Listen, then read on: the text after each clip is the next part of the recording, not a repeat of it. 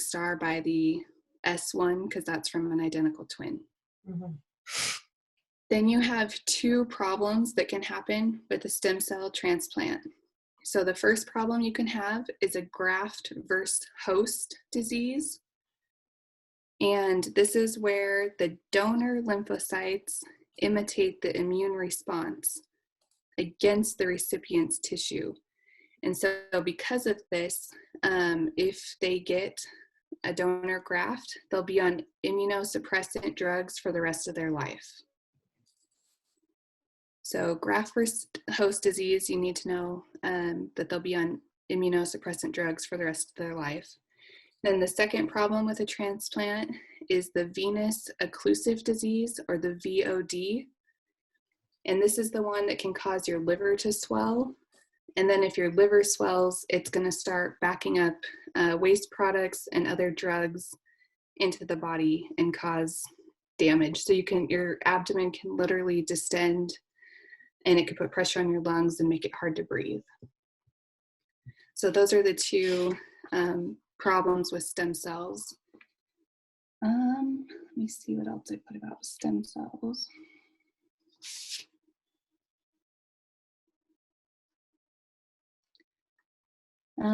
The only other thing for the stem cells is just managing the nausea, vomiting, diarrhea that it can cause.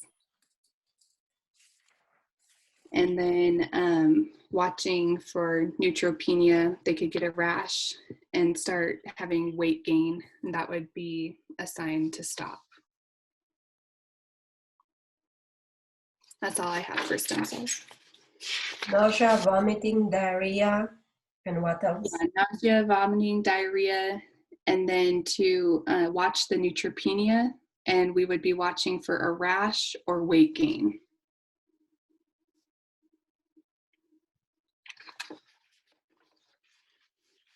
And the last word? Weight gain. Oh, weight. Yeah. So the waking. And I was like, what to do a waking? I think it's my ears. Well, your brain has to think in more than one language. Okay. And those, you'd watch those for the HSCT, right? Yes. Yes. Okay. So now for the oncology emergencies, does that sound okay? We'll do that next. Mm-hmm.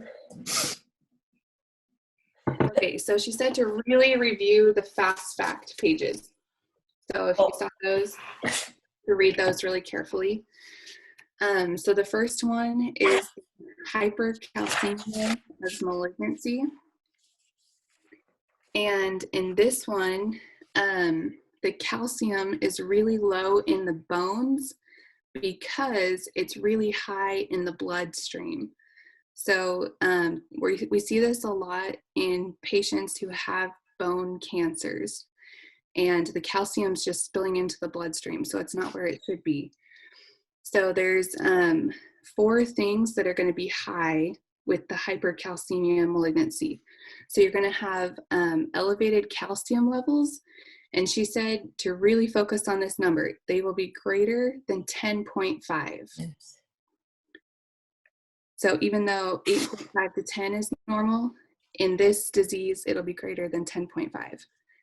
We'll also have elevated albumin levels, elevated bun-in creatinine because it's affecting the kidneys, and elevated parathyroid hormone because parathyroid is what controls calcium.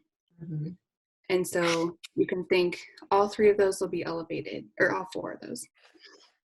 The clinical management of this, we're going to give 3 to 4 liters a day to flush out the calcium. And they might need the loop diuretics as well to get rid of the calcium. And then we will replace the electrolytes with those 3 to 4 liters of fluid that we're giving.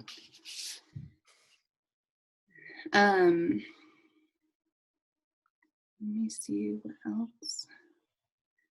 To diagnose it, the diagnostic test is the serum calcium level. So you'll just be looking for that. In the early signs and symptoms, you're going to see fatigue, weakness, and dehydration. But then the late stages, you're going to think hypercalcemia. So mental status changes, loss of consciousness, confusion. They can even have an MI or seizures or coma. So early on, they're just going to be fatigued, weak, dehydrated. And then later, you're going to have the mental status changes.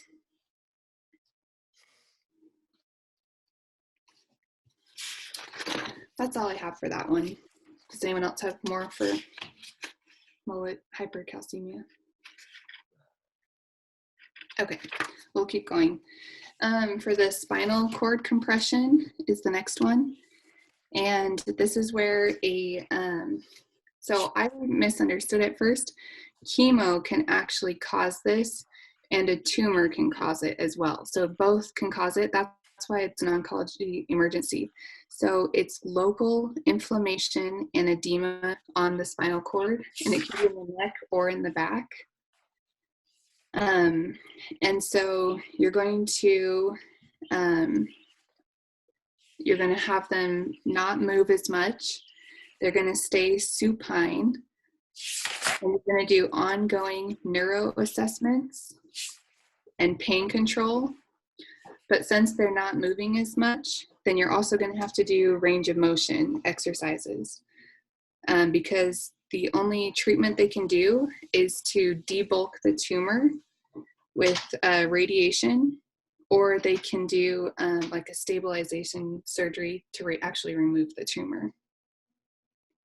So I think that one is probably the most self-explanatory. Just think spinal cord compression, what would happen if your spinal cord was being compressed? Yeah. Superior vena cava syndrome. So she might write this out as SVCS. That's what that one is. In this one, the superior vena cava up here is being compressed.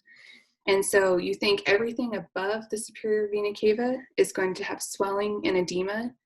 And she showed a picture of a man whose face was like very thin, and then all of a sudden his face was very swollen. And that's one of the first signs and symptoms. It's going to be facial edema. You're going to have those first, and then the late signs are going to be the severe headache, irritability, visual disturbances, and loss of consciousness. So it's all from here up. So it's compressing right here, and it's pushing things up to swell. You want to maintain a semi-Fowler or Fowler's position, so that, because if you lay them down, they can have increased cranial pressure. Yeah. You're going to minimize fluids, because you have to think fluid restriction because of the edema. So then you're going to have to monitor for dehydration. The other sign that you can see with this is hoarseness and a non-productive cough. So the other place we'll see that, or those signs and symptoms, will be on respiratory when we're talking about the laryngeal cancer. So those are kind of the two places you can see hoarseness and non-productive cough. And then to prevent the superior vena cava syndrome, you're going to use oxygen, remove any restrictive clothing, and do anxiety management. Let's find What management? Anxiety. Ah. Oh, sorry, I have to move positions. Okay, I've been sitting in this chair too long. I'm going to find really quick. Tammy told me a word to remember with this one. Let me find where I put it.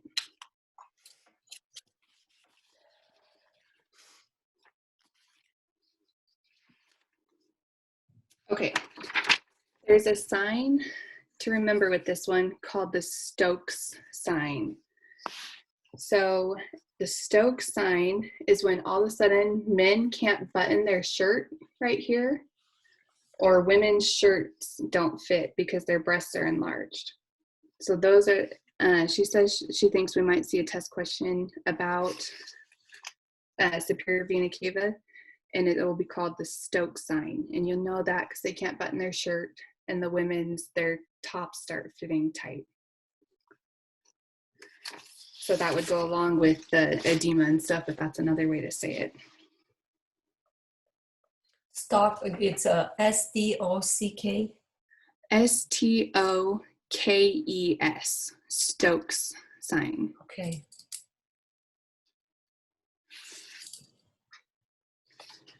I didn't see it, that one. Yeah, she told me about that one, and I was like, oh, that's good to know. I didn't even see it in the book. I don't remember to read it. I didn't see it either, but Tammy had more of these like educator ONS pages than I did. And so I don't know that Miss Jones even remembered to post all of them. It wouldn't surprise me. Yeah, that's fine. Okay, the next one is the Tumorlysis Syndrome. So for the Tumorlysis Syndrome, this is when you have a rapid breakdown of a tumor, and so it's literally leaking into the bloodstream. So in this one, you're going to see hypercalemia, hyperphosphorus, and hyperuric acid levels. So because phosphorus is high, calcium's low on this one. So you're having elevated potassium, elevated phosphorus, elevated uric acid, and decreased calcium. And so Tammy said to think renal, heart, and uric acid. So the kidneys are going to start having problems because they can't excrete that much potassium. Mm-hmm. So they're going to start having elevated bun and creatinine and renal failure. And then the heart's going to start having arrhythmias and EKG changes because of the extra potassium and the decreased calcium. And then this is the one where the uric acid is elevated. And so she told us to remember back to last semester, allopurinol is the medication that we give to reduce uric acid. So our three farm measures are going to be, first we're going to hydrate to flush out the potassium. Then we're going to give allopurinol to reduce the uric acid. And then the third one is to give the sodium bicarbonate to reduce the phosphorus. Then if those three things don't work, then they will need dialysis. So you said hyperkalemia, hypocalcemia, and hyperphosphatemia? Yes, and also elevated uric acid. Okay.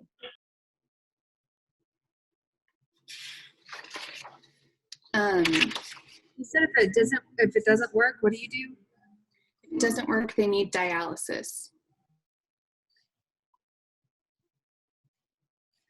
So the nursing management on this one is we're going to monitor electrolytes every day and monitor intake and output because the kidneys can go into renal failure. And it didn't say on here anything about a heart monitor, but if they're having cardiac arrhythmias and EKGs, I think you're right with that. Okay, then the other one that I didn't really focus on, but there was a quiz question about it. So I went back and took all the notes on it anyways. It's the Polycythemia Vera. Do we have it here somewhere? Yes, it is on the PowerPoint she posted after, like later, but it wasn't available beforehand. So this is an oncology emergency. So Polycythemia Vera is it's a slower going emergency, so it doesn't happen as fast. But it's where there's an increase in red blood cells. And so they're going to have the red complexion. They're going to have the splenomegaly because the red blood cells are going to start collecting in the spleen. They're going to have elevated blood pressure because their blood is too thick. And they're going to have pruritus or a rash, which goes along with the red complexion. And there's 2 ways to diagnose Polycythemia Vera. So the first one, they're going to have an increase in hemoglobin and hematocrit. And then the other, they have to have presence of the JAK gene. So I don't know what that is, but that's what it listed. And this was the one on the quiz where it was an increased blood viscosity. And so you're more at risk for getting blood clots or having a stroke. And the treatment for this one, you're going to get a prescription to donate blood. So they actually just take some of the blood off to help thin it. Okay. Okay, I think that's all for the oncology emergencies. Okay. You want to talk about the actual cancers now? So we have 3 types of cancers that we need to know about. So the first one is the acute myeloid leukemia, or the AML. And this one originates in the bone marrow. And because it's acute, it's going to happen really fast. So it can develop in just 2 weeks. And death can happen within months if they don't get treatment. This one, because it's in the bone marrow, it's going to cause pancytopenia. So everything is low because the bone marrow produces all of those. So everything will be low on the absolute counts. The first line of treatment is going to be chemotherapy. And the second thing they can try is the stem cell transplantation. For this one, this is where she might ask about the bone marrow aspiration. So immediately after a bone marrow aspiration, you're going to hold pressure for 5 to 10 minutes. And you're going to put a sterile dressing on. So bone marrow is a sterile procedure. You're going to limit activity and strain, and you're going to treat the pain.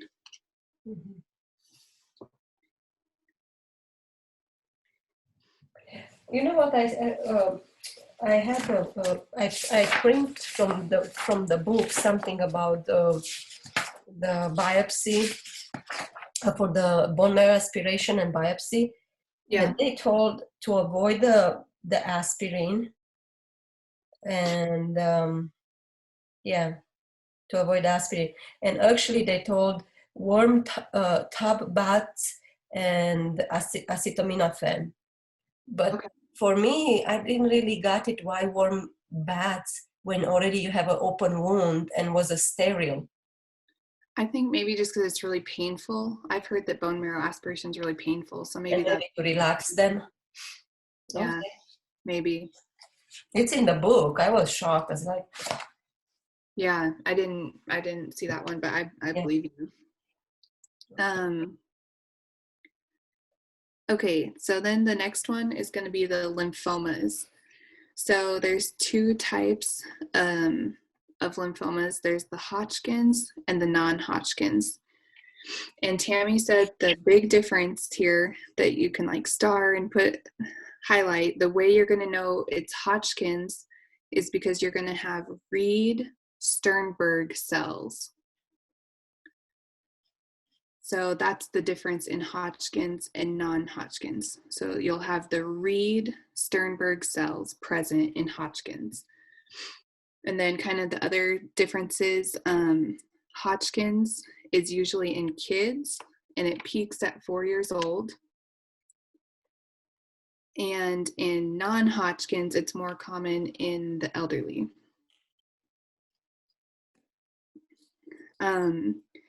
So in this type of leukemia, it starts in the lymph nodes. So they can have like really swollen glands and things like that, but they'll be painless and firm. So it's not swollen like a sore throat or something in the upper respiratory chapter. It's going to be big lymph nodes that are painless. And she said the other ones, you can think the signs and symptoms are really similar to TB. So you're going to have fever, drenching night sweats, and unintentional weight loss. So a lot of these patients, they'll first test them for TB because they're really similar signs and symptoms. The nursing care for this one, you're going to get lab tests and cultures. And this one had listed with it, they need a bath every day. I would think that would be for a lot of the cancer patients, just to keep infections out. It said a bath every day and do good oral hygiene for the mucous membranes. This one, they're also going to get the mouth sores, so we can teach them to have soft, small foods and how to use magic mouthwash. Let me see where I wrote this.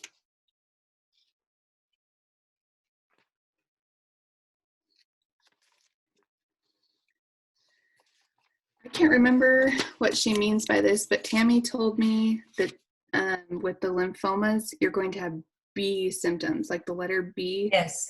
Symptoms. The fever, sweats, and weight loss. Oh, okay. So that's what those are. Okay. Mm-hmm. And I don't know why B symptoms. Why the letter B in the front. Okay. I didn't know for sure either, but that makes sense. So the fever, night sweats, and weight loss. Okay. So she said it might just say B symptoms. Mm-hmm. Okay, the next one is the multiple myeloma. And if you have chronic how do you say this? Multiple myeloma, then this one, she said to just know it's the Philadelphia chromosome. I was like, I don't even remember studying that, but I wrote it down. So the Philadelphia chromosome. And this one is a malignancy in the plasma cells. Yeah. So this is an overgrowth of the B lymph in plasma. And the first signs and symptoms you're going to have is the flank pain and the back pain, because it starts clogging up the kidneys.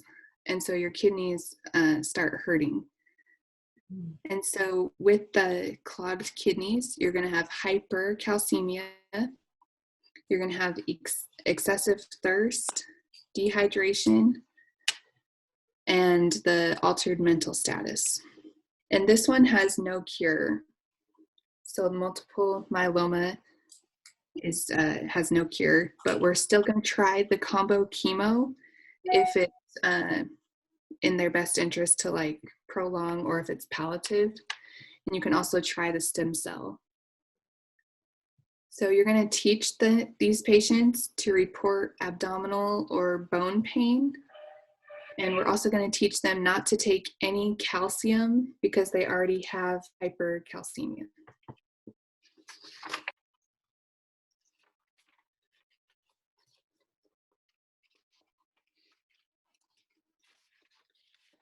Okay. That's all I had for the cancers. I don't know if anyone else has cancer stuff, or if you want to go back and now do the upper respiratory, or if you're done, that's okay too.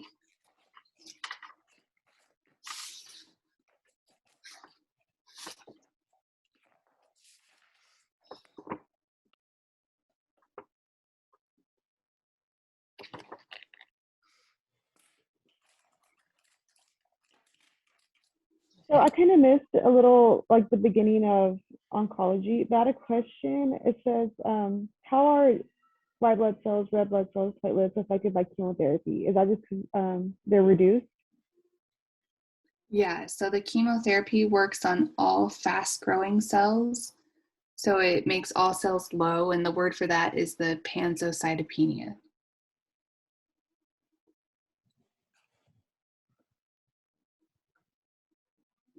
In cancer detection, that would just be like a biopsy, right? Or yeah, for the cancer detection, that's the secondary. So that's where you're going to go to get screened and make sure they're getting their mammograms and their colonoscopies.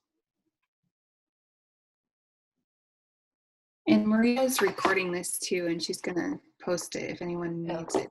I'll try to send it to to, well, some of you, I will send them to the ones which I know, and they will send it further. Okay. So far, did y'all only go over oncology stuff? Yeah. Okay, cool. Which is very helpful because I felt very lost. I was gonna cry. Yes. Do you want to go over upper respiratory, Maria?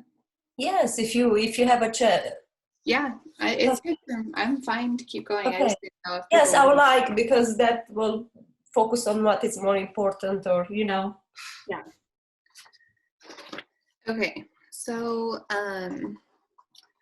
with upper respiratory, there's a couple of treatment goals. So the first treatment goal is to maintain the airway and to get adequate oxygenation. And then I kind of broke down, I don't know if I'm saying it right, but the rhinitis and the sinusitis. Mm-hmm. So both of those cause inflammation and irritation of the mucous membranes in the nose. And I don't know if she's going to want to know the causes of rhinitis, but I underlined them because she put them in the soft chalk. So we have the indoor and outdoor causes that I think are a little more obvious.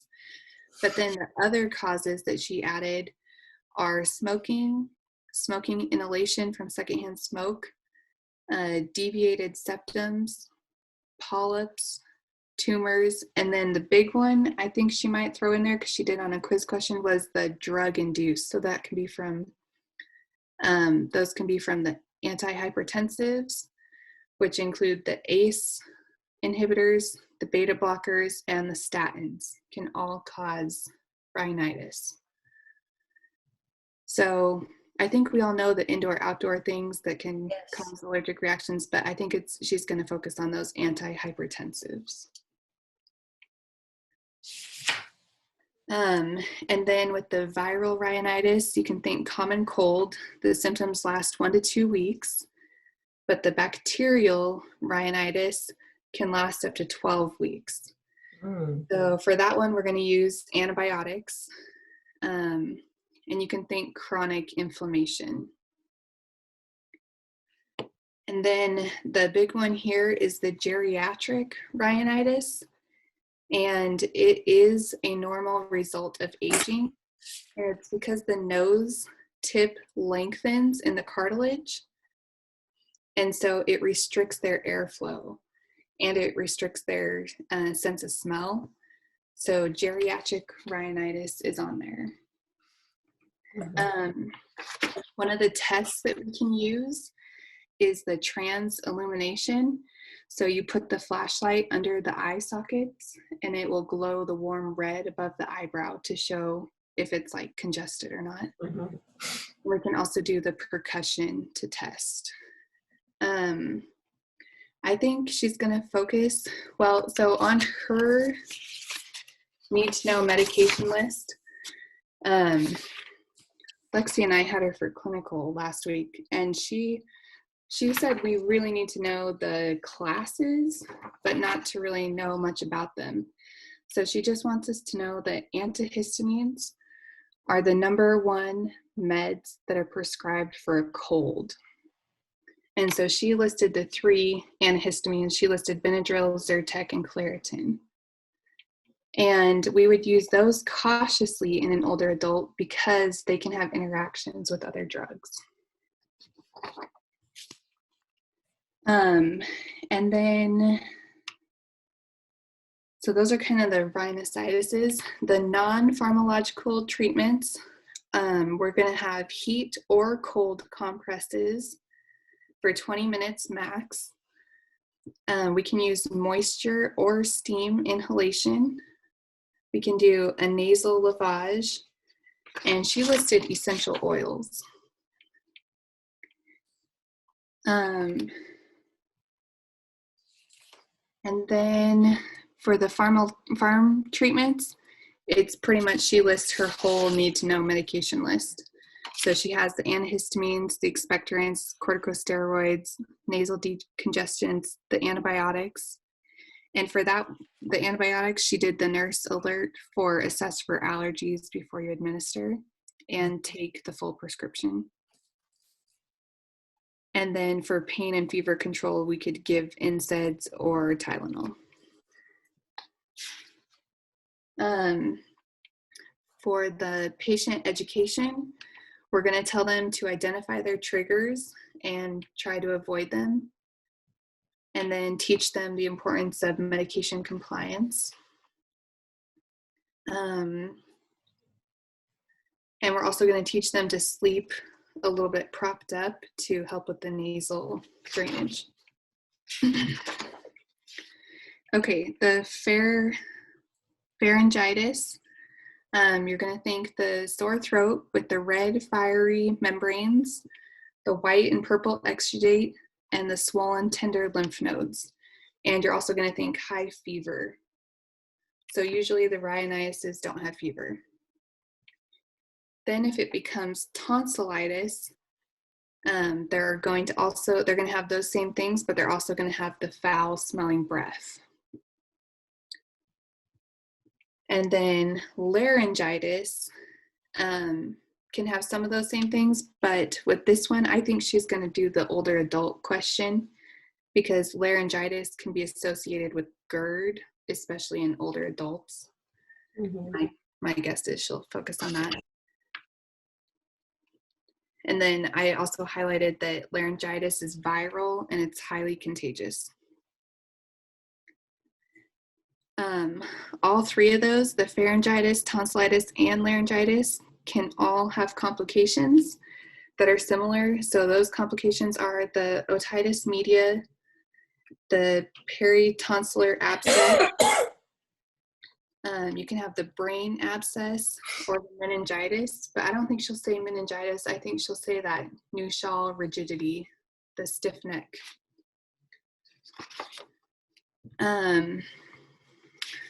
Let me see. Okay. So the non-pharmacological treatments for these ones, we are going to teach them to gargle, so they can gargle saline or warm water, and to use a humidified environment, so they can use a humidifier, and they're going to increase their oral intake. And the number one priority is to assess and monitor the patient's airway.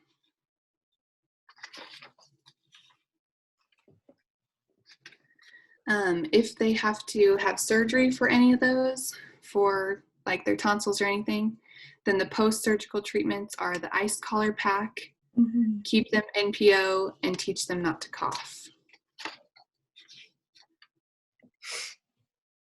Okay, for the, let me see, on the blueprint, did she say nasal fractures? Yeah, she did. Okay, so for the nasal fractures, the most common cause is going to be the blunt trauma, which can come from a fight, accident, a fall, or a sports injury. And the nurse alert for this one is going to be if they have persistent drainage, it needs to be sent to the lab to be tested. And because it could be cerebral spinal fluid, and it will come back positive for glucose, or it will have the halo test if it's CSF. So that's the big nurse alert. If they continue to have drainage, you're going to test it to see if it's CSF. The goals for a nasal fracture are maintain the airway, reduce the edema and pain, and prevent any complications. And with that, we're not going to give them any alcohol for 48 hours and no hot showers or any heat for 48 hours. And no smoking. All right, for the, I'm just going to say nosebleed. You know what I mean. I can't say that word. For this one, there's a big list of risk factors, and I think she might use them because she's going to throw in like hot, dry day, like she did on the quiz. But really, it's like dry nasal mucous membranes. So the ones I kind of stood out were if you have hypertension, if you're on blood thinners, if you have dry mucous membranes, or if you have trauma. But she listed a whole bunch on the soft chalk. For the medical management, you're going to keep them upright with their head tilted forward and apply direct pressure for 5 to 10 minutes. You can do the packings for 3 to 4 days to control. It's called the cotton nasal tampon if they pack their nose. They can also cauterize it with the silver nitrate or the electrocautery. The nursing management here is to continuously assess the airway. And then we're going to teach 4 things. So no vigorous exercise, no hot, spicy foods, maintain humidification, and how to apply the pressure. Mhm. All right, sleep apnea. The major causes or risk factors are going to be obesity, if you're male, smoking, or an increased neck circumference. And the first clinical signs we're going to think of are excessive daytime sleepiness. And she said to think of this one as safety. So I think that might be a Maslow's question. So sleepiness during the day is going to be safety because of all the things that could happen. So I think that one might be priority. Then she also said to watch for a morning headache and a decreased O2 at night. And it can also make men impotent. So that was another one. And then it also interferes with memory, learning, and decision making. And then you can think of the 3 S. Oh, go ahead. They had like an enlarged heart in the recordings because it's compensating when they go like the 10 seconds while they're sleeping, like without breathing. Your body starts to compensate and stuff. And she said that a lot of them will have an enlarged heart too. So I don't know if she'll bring that up, but she did say that. Thank you. And then you can think of the 3 S's for reporting sleep apnea. So the sleepiness, the snoring, and the significant other usually reports it. The gold standard diagnostic is the sleep study, the poly whatever. The number 1 non-pharm thing you can do is weight loss. And the number 2 is to wear a CPAP at night when you're sleeping. And then the third that would be pretty drastic would be the surgical management. And they would restructure the soft palate and the jaw. And she mentioned this one a couple of times. I think she wants us to know the name of that surgery. It's the big word, the uvo whatever plasty. Because she said it a few times. So I don't know. You never know with her. We might have to know that word. Okay. The ring cancer of the larynx, that's easier to say, is most common in 65 and older. It's more common in men. And if they do tobacco, and then for the race, it's also more common in white and Black people. The early signs and symptoms are going to be hoarseness, persistent cough, and a persistent sore throat or burning in the throat. The later signs and symptoms, we're going to have the dysphagia, dyspnea. You can have the nasal obstruction, persistent hoarseness, and the foul breath. And then she said generalized, just like with any cancer, they can have fatigue and weight loss. The diagnostic test, I don't know what she'll focus on. There's a couple of different ones, but I underlined fine needle aspiration because technically that's a bone biopsy is with the fine needle aspiration. You could also do the barium swallow or the PET scans. And then she listed the 3 locations that they can be. And depending on where the tumor is, it's going to depend on what kind of surgery you have. So this is where we're going to have either the partial or the full, what is it called? I just lost my. Laryngectomy. Yes, the laryngectomy. So for this one, if it's a partial laryngectomy, then the voice quality can change, but they can still talk. And they don't have any difficulty swallowing, and their airway is still intact, so they can still smell too. So with the total laryngectomy, they don't really have a reason to use their nose anymore because the air just goes straight right here. So that's kind of like a trick question, like will they be smelling and things like that? All the air is going here, so they don't have a reason to use their nose. With the total, they also have permanent loss of voice. The sphincter is gone, so they're at risk for aspiration. And then I wrote this down. The tracheotomy is the incision. The tracheostomy is the stoma at the incision. Yes. So when you're going to do tracheostomy care, it's because you're cleaning the stoma, and that is a sterile procedure. So we need to make sure that we use sterile water. I don't know if you watched the video about how they cleaned it, but the dominant hand stays sterile in a sterile glove, and the non-dominant hand holds it in place. So the sterile hand dips the cotton swab and rubs it on the stoma in the sterile water, and the non-dominant hand isn't sterile. It's just holding on to the collar to keep it in place. And then we need to not do suction for longer than 10 to 15 seconds. And we need to keep, I don't know how to say the word, but the obturator and the trach tube at the bedside. Mm-hmm. That's in case you have to like put a new one in.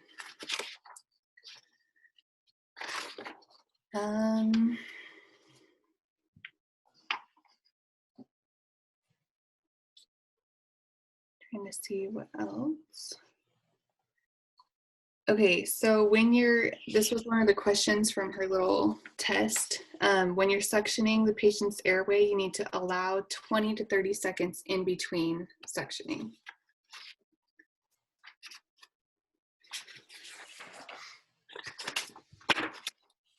I think that's all I wrote down on my study guide for upper respiratory. And then I just printed out the both of her little tests. I don't know if she'll use any of those, but the post-test and the pre-test and the post-test, and then her lab assignment number 6, since it had different questions, I printed those out just to look at those again. Did you do the evolved quizzes, the 25 questions? Yeah, I did the evolve ones, but I am not going to study the point ones. I think they were too hard, and I don't think she's going to go that in depth. The point ones. I did only one, and I don't want to do the second one. Well, I don't have time. That makes me feel better because I tried doing the point quizzes. Like I was trying to go through all of them, and I felt like I didn't know anything. Like I felt like it wasn't even stuff that we went through, so it made me stress out even more, and which is why I was at the point of crying. Okay. Yeah, I think Miss Jones just kind of like went and tried to find the subject and put some on there. I don't think they were handpicked on the topics we were studying. Okay, then the only last thing that I have, there's a couple of vocab words that Tammy gave me that she thinks that we need to know. So when she took this class 7 years ago, this was an assignment for them with these vocab words, and that nadir was on there, and the lowest point of white blood cell depression after therapy. And then there was another word that she told me to study, and it was apoptosis. So just like it sounds, apoptosis.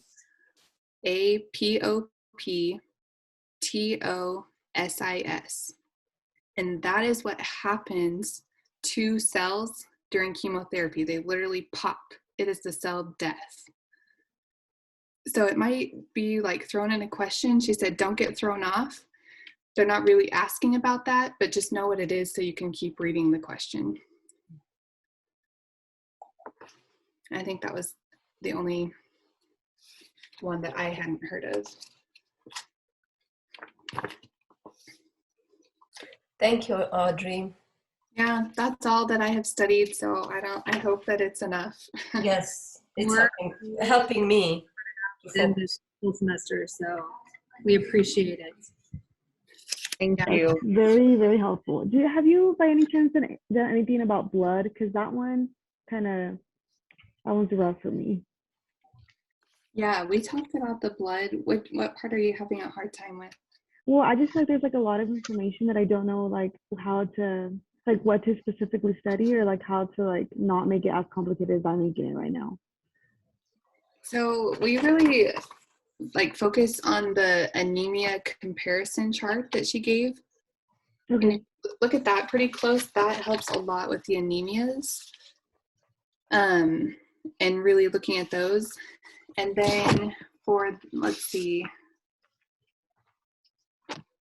the other big part of blood is looking at the transfusion safety PowerPoints that are really good for those. So there's like maybe 3 or 4 PowerPoints about transfusion safety. Okay. And then really focusing on the 4 anemias. So you look just at that chart and then the transfusion safety thing? Yeah. Okay. And well, you said Maria was going to post this as well, Yes, right? So Lorena, who has your email? Which one of the girls has your email? Lexi has my email, I think. Alexi, okay. Then Chelsea, I have Chelsea email. Then I will send it to Chelsea, and Chelsea will give it to Lexi and spread it to everybody. Okay? Yes. Thank you so much. Okay. Wait, Maria. Sorry, I did not hear that. I'm sending you an email with the site, the site for this Zoom video. Oh, okay. Then you can give it to whoever, and I can give it to the ones which didn't come, and we can spread it. Okay. Yay. Okay, that sounds perfect. Okay. Thank you so much, everybody. Yes, thank you. Thank you. Bye.